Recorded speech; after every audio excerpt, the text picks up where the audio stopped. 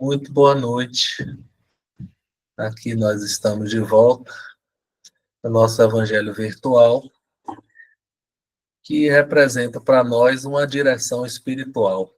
Essa direção espiritual na linha do mentor Emmanuel, uma linha bastante cristã, espírita, alinhada com Chico Xavier, com Kardec, com Jesus, com orientações práticas e simples, descomplicando as coisas. Emmanuel faz assim, porque a gente tem mais o que fazer do que o que pensar, viu? Na religião a gente anda pensando muito e fazendo pouco.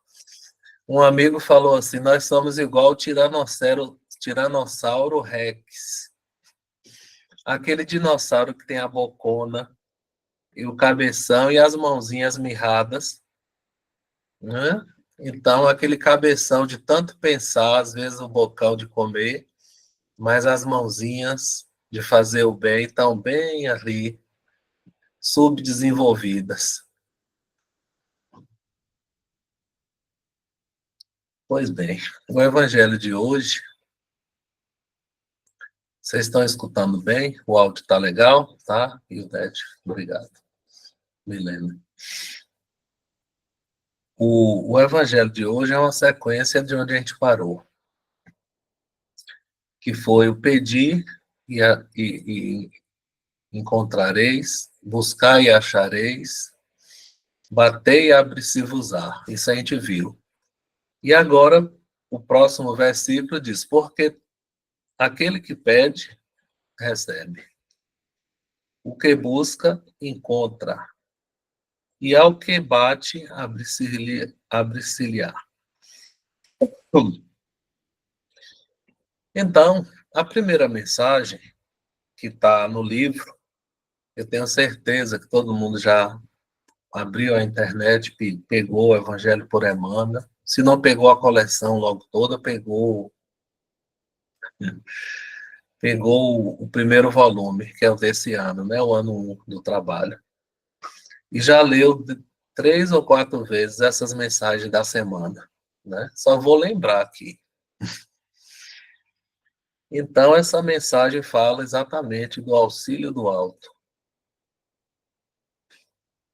Aquilo que nós todos buscamos, queremos e contamos com isso, né? O auxílio do alto. Auxílio do alto, ele sempre vai existir. Emmanuel começa dizendo que ele sempre vai existir. E aí, ele convida a observar um edifício, uma edificação no sentido de sua construção. Todos os recursos procedem de Deus. Os materiais minerais, ferros, pedras, pertencem à natureza, pertencem a Deus. Eles representam o auxílio divino. No entanto, há uma participação nossa. E essa parceria, essa participação nossa é, bom, se ele dá o material, o cimento, quem vai mexer o cimento é a gente. Tá? E o engenheiro faz o projeto. Ele desenha a planta da obra e cada um colabora. Da mesma forma, na metáfora da lavoura, Deus dá o clima bom, ele dá a chuva, ele dá o tempo. A vida da planta, Deus é quem dá.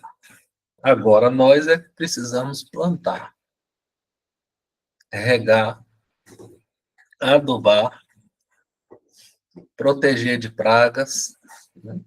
E fazer podas. Eu tô craque com plantinhas, viu?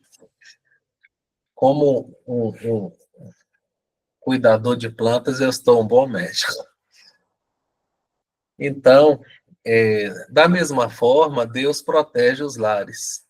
Deus protege, sim, os lares. Mas quem faz a faxina, a limpeza é a gente. Quem faz a reforma íntima da casa é a gente. E fazer reforma íntima muitas vezes gera incômodo, né? Barulhos. Tem um negócio que chama aspirador de pó, que é um barulho irritante. Os móveis fora de lugar, gera assim um certo desconforto. Mas é isso, a reforma íntima verdadeira precisa gerar desconforto, precisa nos desafiar a sair do egoísmo, a sair, né, do lugar do comodismo. Então, concluindo, o apoio do alto divino sempre vai existir, mas é preciso um pedacinho de esforço humano. Quanto mais conhecimento, vamos adquirindo maior nossa responsabilidade. Isso aparece sempre na parceria. Interessante que na parábola do filho pródigo, o filho pródigo, ao cair em si, ele tomou o caminho de volta à casa do pai. E o pai, que o viu ao longe, veio ao seu encontro e abraçou. Esse encontro do esforço humano com a misericórdia divina. Essa é a ideia. Deus precisa que a gente faça alguma coisa. Muita gente fala assim, olha, vibre, ore por mim, lá do centro. Mas muito melhor a pessoa ir a um centro, tomar um passe, aproximar das energias numa casa física. O trabalho virtual ele tem boas vantagens, mas o presencial também tem outras tantas. Entre os dois, eu prefiro os dois. Agora, aprecio particularmente os encontros presenciais. Então, a conclusão do auxílio do alto, né? A regra é: ajuda-te, que o céu te ajudará. Tá? Existe uma lei do mérito. E os espíritos nobres, eles são muito justos, assim. São muito... A sabedoria proclama. No fundo, equivale dizer: as leis de Deus estão prontas a efetuarem o máximo em nosso favor. Entretanto, nada conseguirão realizar por nós se não dermos de nós pelo menos o mínimo. Né? Então, é a nossa parte. E essa é a tônica da noite de hoje. A nossa parte é um pouco de esforço, um pouco de sacrifício, um pouco de luta. Viu? Mensagem do dia 19 de julho. Fatalidade. A fatalidade do mal. O que é a fatalidade? É aquele destino inevitável, uma ocorrência trágica, algo que a gente não pode evitar. Estaria isso de acordo com as leis espirituais? Né? Vamos ver. Então, ele diz que não, que a fatalidade do mal é uma criação nossa. O mal que nos acontece é porque a gente andou plantando o mal no passado e agora a gente está colhendo. É diferente de karma, castigo. Né? É mais assim, colheita e resultado, causa e efeito.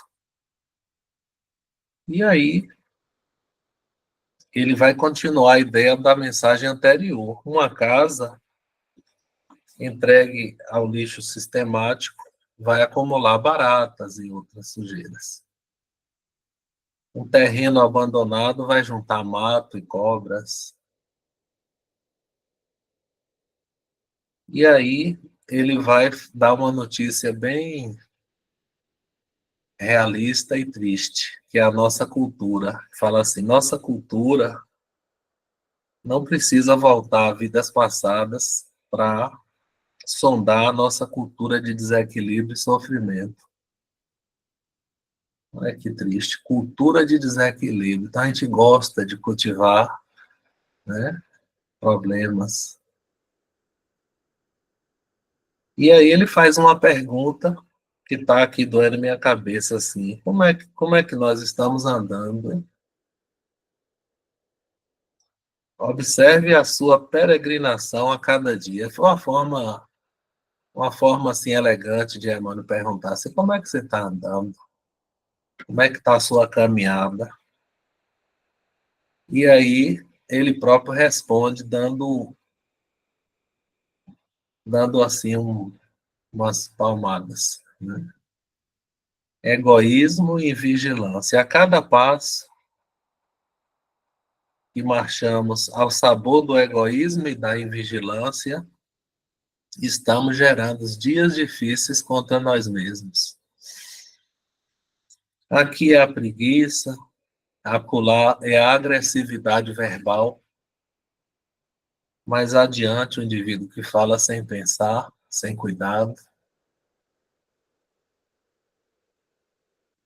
Uma hora aversão, provocando aversão nos outros, outra hora incompreensões, inconstância no bem, ou seja, ausência da perseverança. O indivíduo começa um trabalho e depois recua. Então, ele lembra de que os efeitos se expressarão segundo as causas. E nós podemos mudar, inverter o jogo.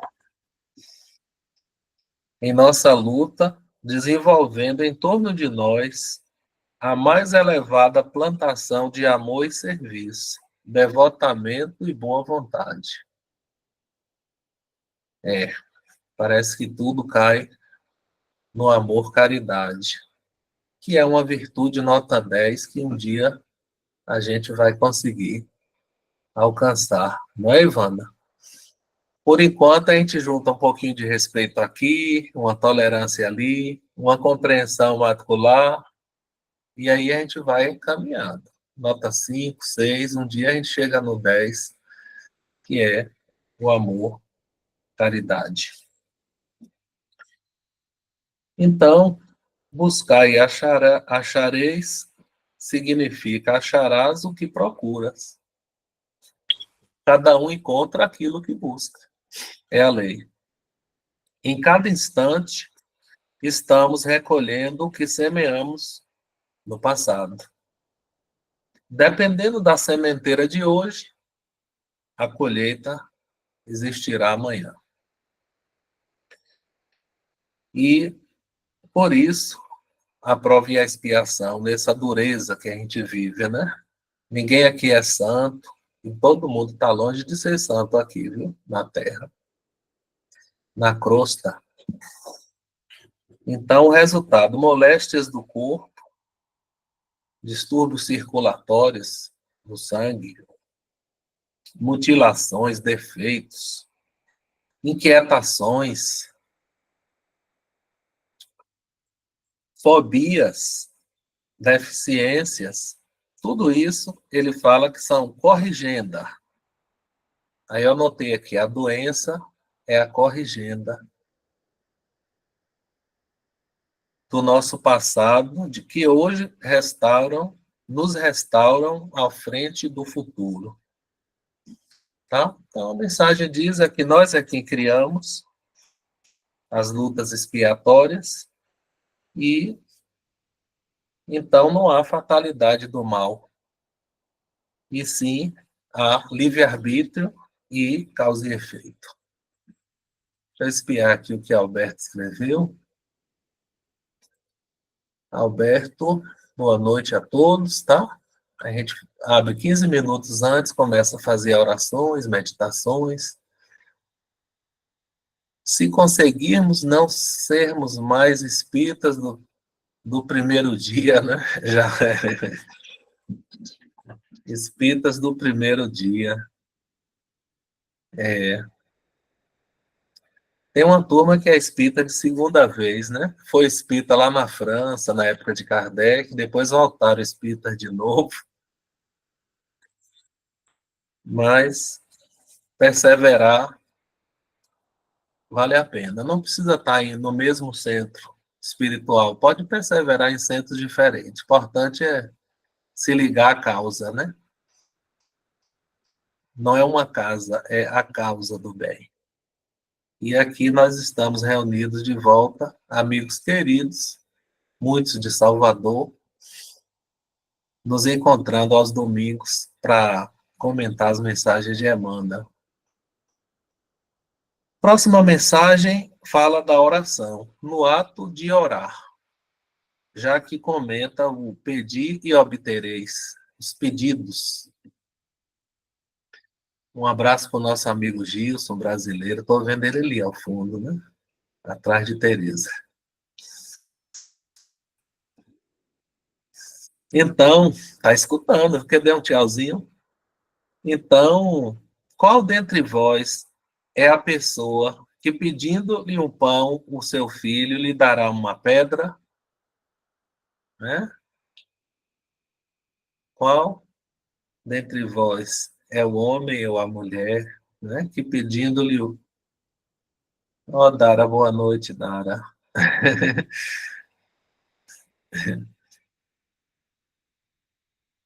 Andréa Cleone, Inês, pessoal amigo todo chegando depois, Graça.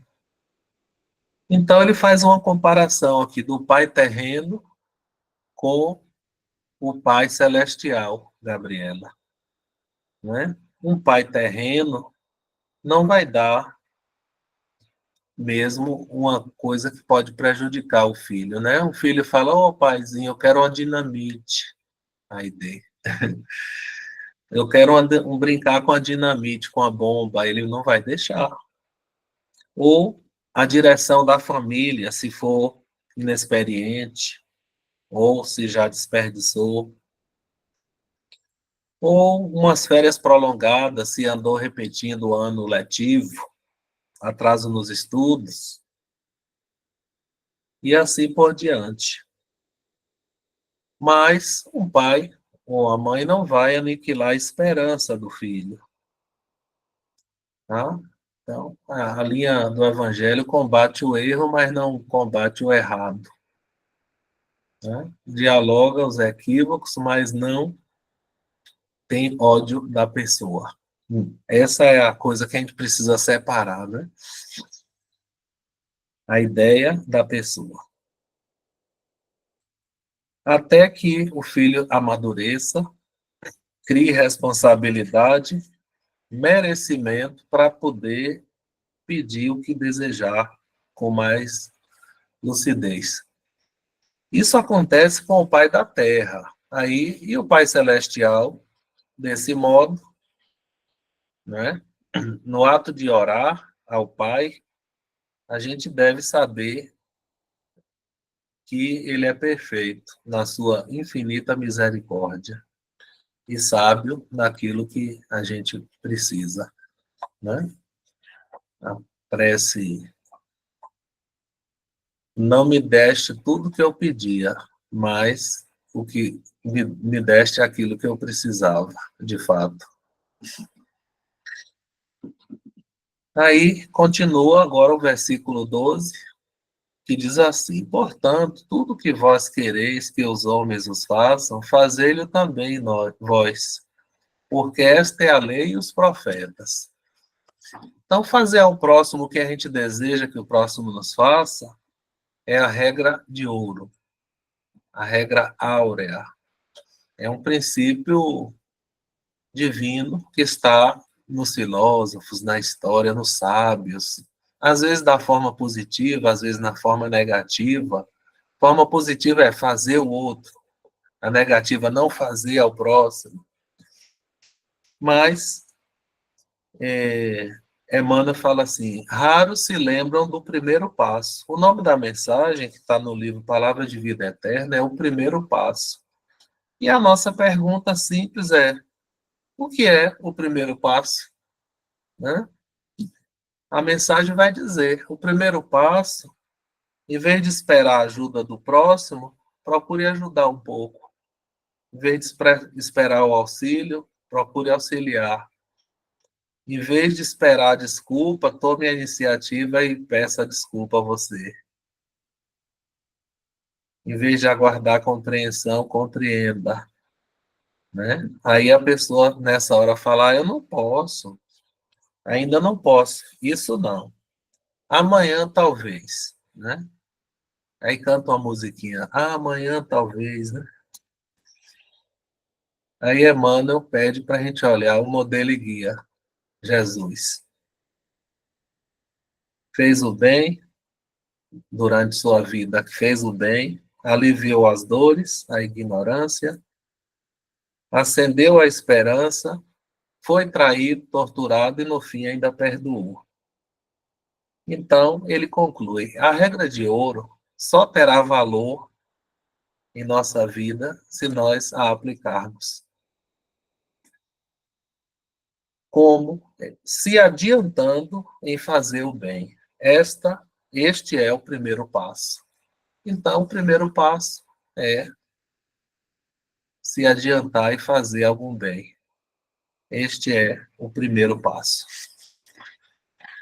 Próxima mensagem. Temas da prece.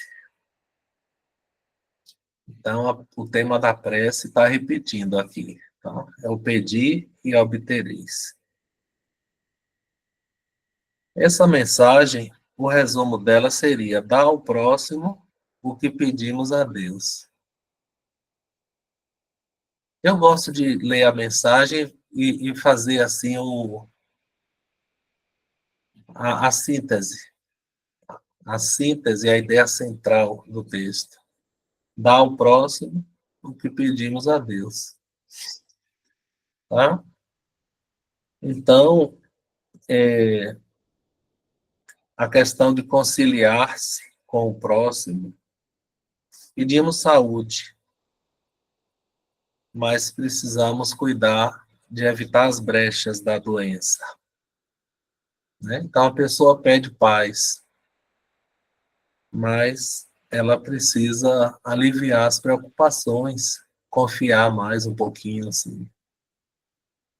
Queremos proteção, podemos amparar um pouco o irmão. Queremos felicidade, podemos improvisar um pouco de alegria na vida de alguém. Buscamos o conforto. Que tal dar um pouquinho de conforto a alguém que está lá? Queremos tolerância para com as nossas falhas. Precisamos também tolerar. Queremos a consideração de todos. Então, vamos cultivar a simpatia das pessoas. Suplica ao Senhor por tua paz, contudo, não sonegues o auxílio ao Senhor para que haja paz nos outros. E dá o exemplo da árvore e da lâmpada, que produzem, a árvore produz o fruto que não consome, é para os outros comerem. E a lâmpada não retém a luz também, ela emite a luz. Conclusão da mensagem sobre a prece. O Evangelho afirma que para Deus nada é impossível. Tem até nas paredes, né, nas pichações das paredes da cidade. Assim. Para Deus, nada é impossível. Né? Mas Deus espera também que cada um de nós faça o possível ao nosso próprio favor. Se para Ele nada é impossível, para nós é algo que seja possível fazer. De novo, a parceria.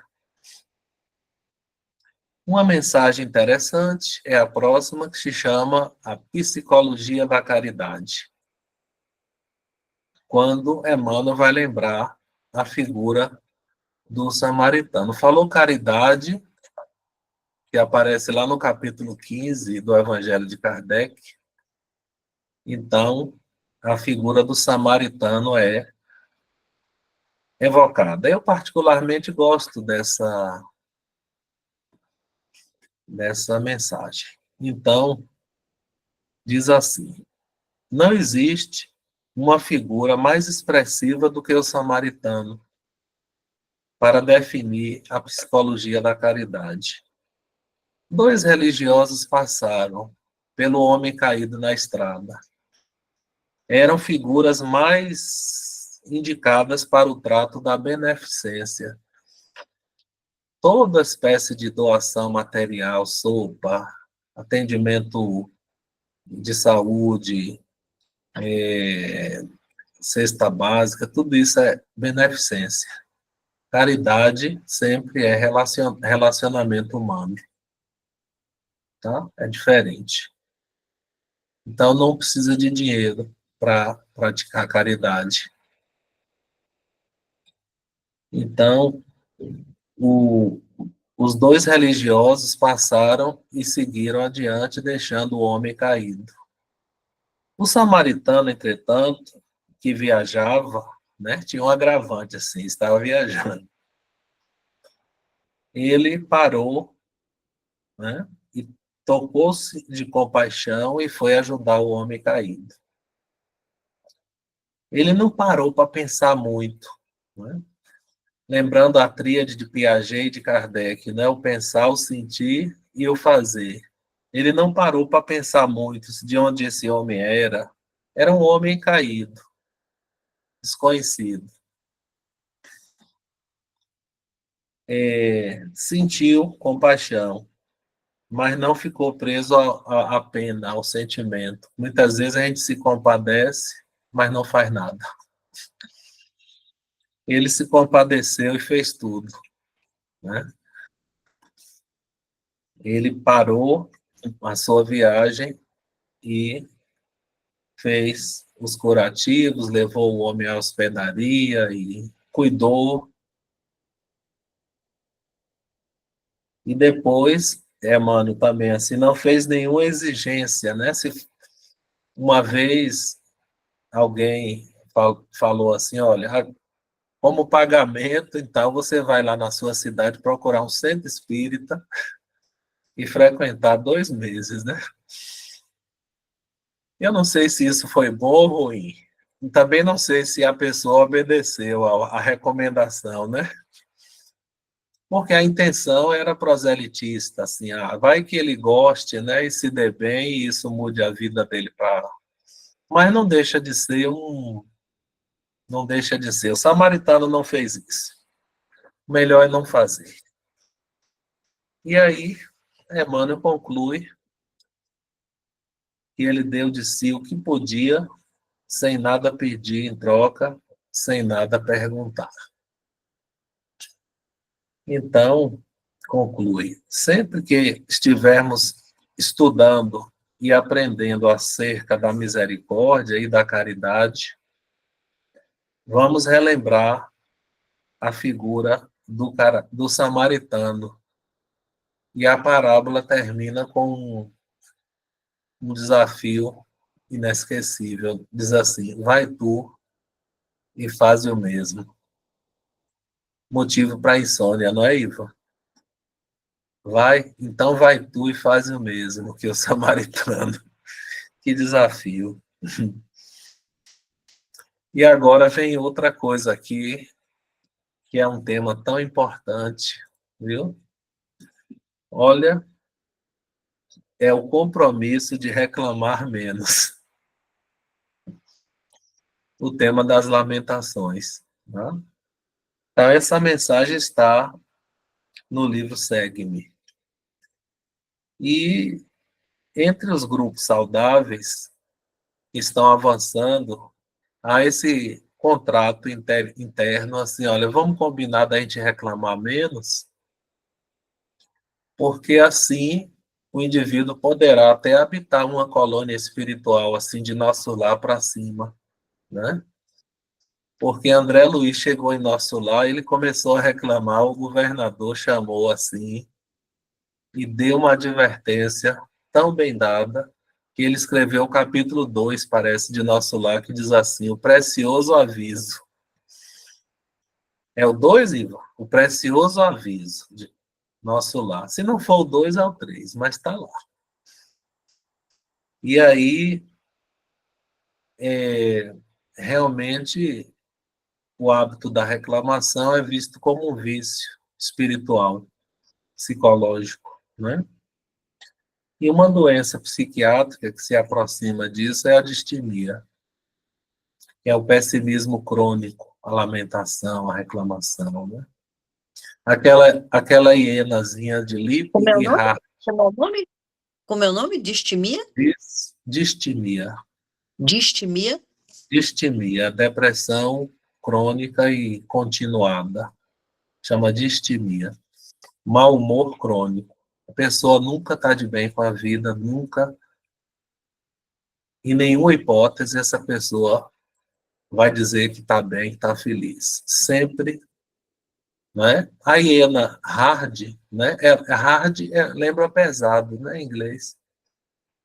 Era o leão e a hiena, assim, Lip e Hard, um desenho animado. Então ela dizia, ó vida, ó dor de cabeça, ó tristeza, né? Então bote no YouTube, Lip e Hard, assista um videozinho, entre tantos, uns de 3 minutos lá, e ela falando assim, ela lá se lamentando. Porque a lamentação cria uma sintonia tóxica, cria uma aura absolutamente escura e presença de entidades também lamentosas,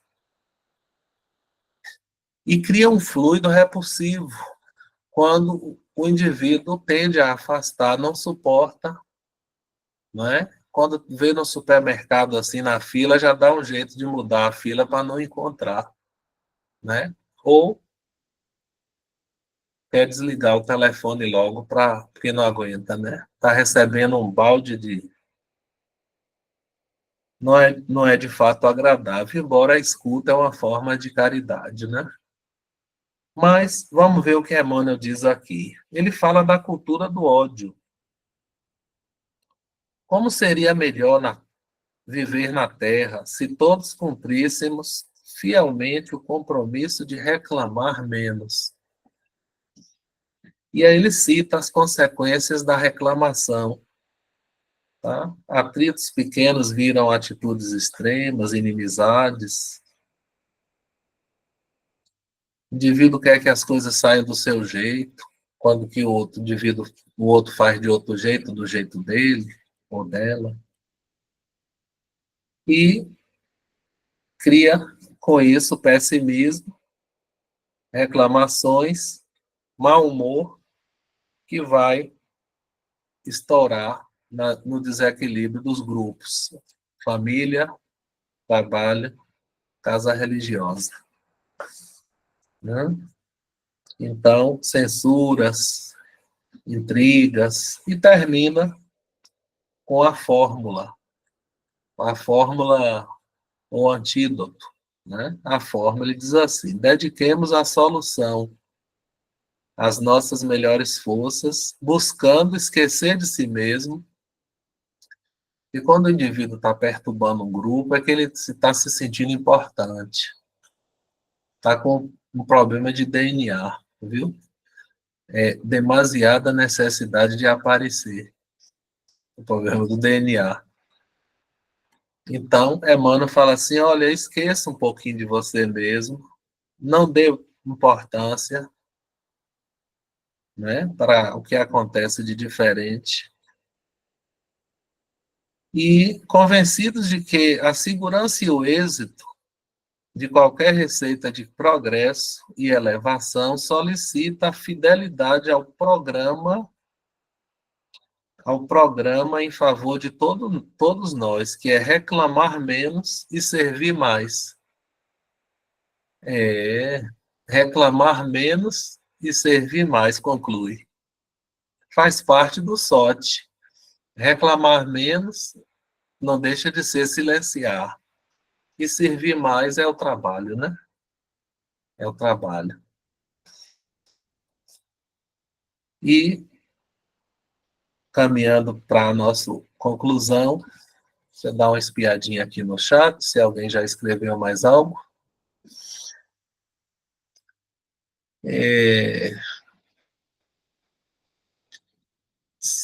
Andréa Cleone. Está descabelada, né, André? Eu também estou descabelado.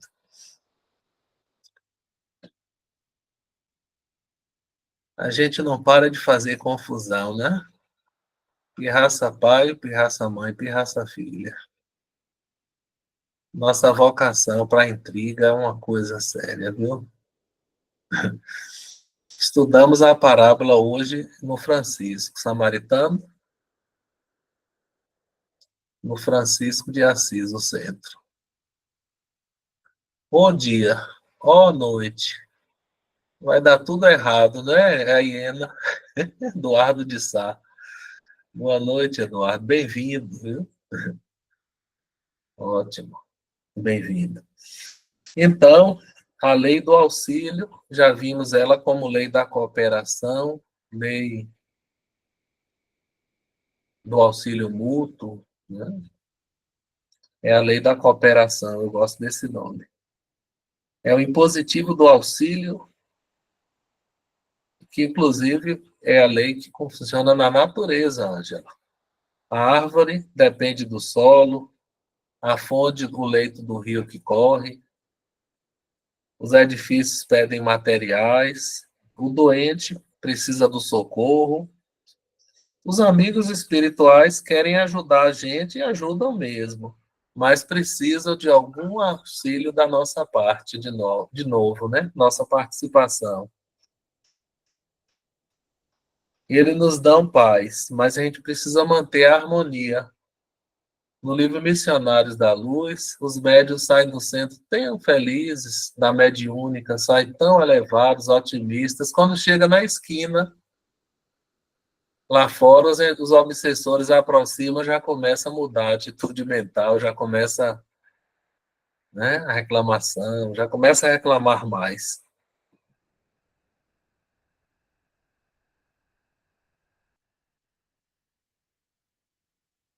Então, ele fala da cura das moléstias, mas é preciso usar os remédios.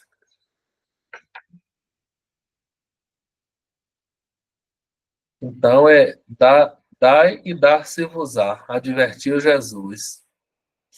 Sirvamos ao próximo, e alguém nos servirá. Essa lei da cooperação tem um comentário que diz assim: Jesus ampara quem auxilia o seu irmão.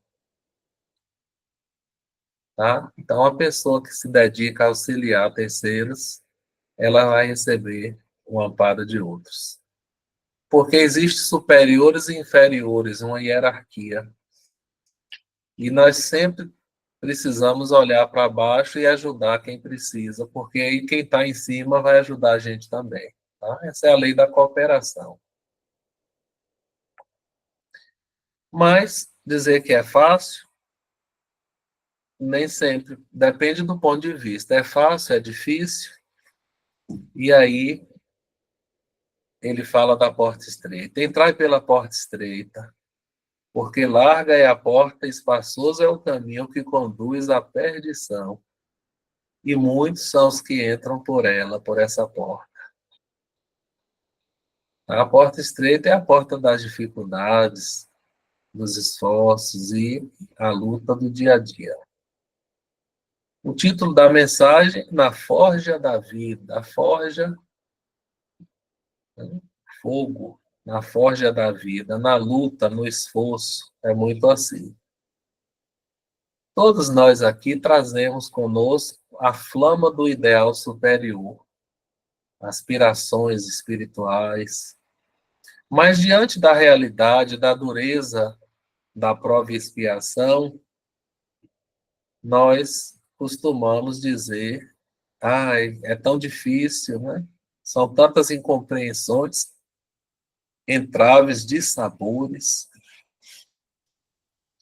Emmanuel fala assim: mas tem umas bênçãos também, viu?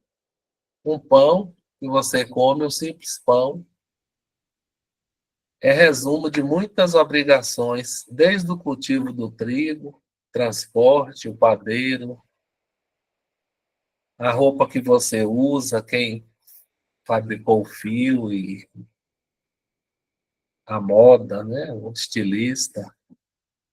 A escola existe, a bênção do magistério, Ministério do Ensino, da renúncia dos professores.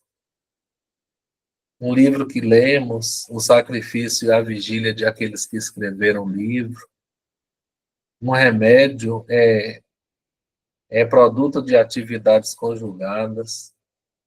Quantos animais morrem para a gente se alimentar? Quantas plantinhas também morrem, né? O pezinho de alface, né?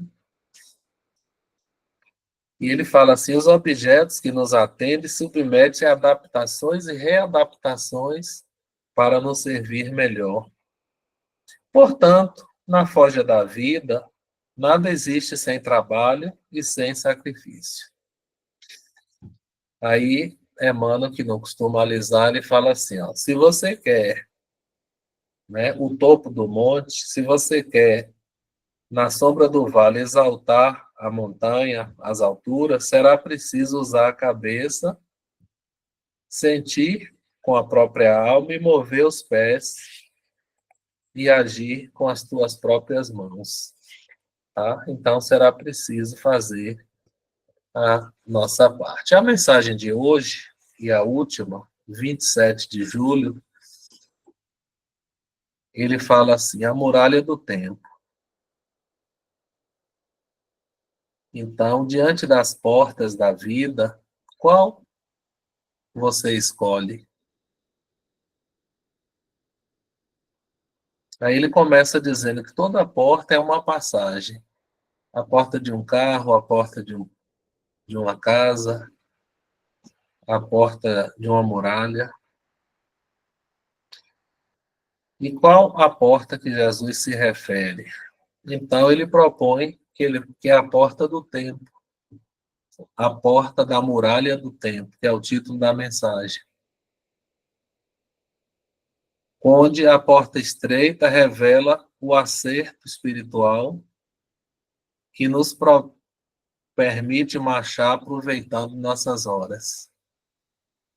A porta larga é o desequilíbrio quando perdemos tempo. Antes da porta, o passado e o presente. Depois da porta, o futuro e a eternidade. Do lado de cá, a sementeira do hoje. Do lado de lá, a colheita do amanhã. Todos precisarão atravessar a porta. A porta larga é a entrada nas ilusões. A saída pelo reajuste e as colheitas do sofrimento. A porta estreita é afastamento do erro e a entrada na renovação espiritual. Então, o momento atual é o momento de escolhermos que porta vamos entrar. E os minutos, as horas, são a possibilidade do serviço, do enfrentamento das dificuldades ou da fuga pelos caprichos enganadores. Aí ele convida, examina qual a porta você elege. Por milênios temos sido os viajores, né, daquela mensagem lá atrás, do 19 de julho, fatalidade, né, viajores do egoísmo. E aí a conclusão, renovemo-nos, pois, em Cristo, seguindo-os nas abençoadas lições da porta estreita. Porta estreita também é a porta do coração, é a porta das questões emocionais, das feridas, das fragilidades, né? As questões não resolvidas, conflitos. Né? Então, seguindo a lição do Cristo, a bendizer os empecilhos da marcha e não reclamar. Quando é que vamos aprender isso, hein? Conservando alegria e esperança na conversão do tempo que temos em dádivas da felicidade maior. Tão bonito, né, gente, o Evangelho, tão futuro nosso, mas não quer dizer que nós vamos chegar rápido, né? Kardec falando sobre os espíritas verdadeiros é aquele que se esforçam para melhorar um tiquinho cada dia. Não é o santo, não é o perfeito, né, que não existe, mas o que se esforça para ir melhorando aos pouquinhos, sabendo que nessa vida ninguém virá santo, né? Nessa vida ninguém virá anjo. Então, Dargete, boa noite. Agradeço também pela presença e o encontro que nos faz enorme bem.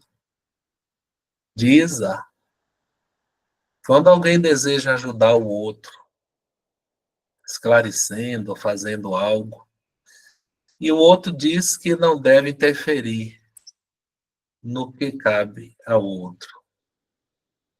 Olha, esse é o detalhe, assim, a ajuda é uma ciência bem difícil, Jussara, é uma ajuda realmente para respeitar a escolha, né? Deus nos ajuda, mas ele respeita a nossa liberdade, né? É máxima. O respeito à liberdade de Deus chega ao cúmulo de permitir que a gente contrarie as próprias leis de Deus. Um suicídio, por exemplo, né? Então, há um limite. Mas a intenção vale muito e ninguém se arrepende de tentar ajudar alguém. Isso é consolador, Ângela, né? É o esforço da transformação contínua, lenta, mas contínua. Meus queridos, então, saudações fraternas. Deus nos ampare a todos. Boa noite, obrigado por tudo. Paz e luz a todos. Boa noite. Boa noite, Fábio. Boa noite a todos. Boa noite.